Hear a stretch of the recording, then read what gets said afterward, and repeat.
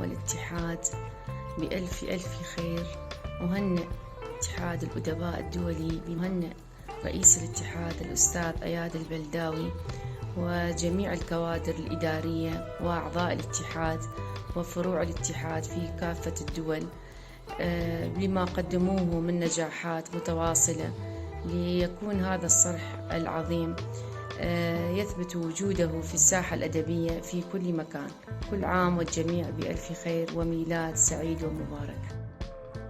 عام مضى وتساقطت وريقاته كأوراق الشجر، وعام قادم يقبل علينا فاتحا ذراعيه لنا، نستبشر منه الخير والأمل والسعادة لنا ولجميع أحبتنا ولكم أعزائنا متابعي قناة اتحاد الأدباء الدولي.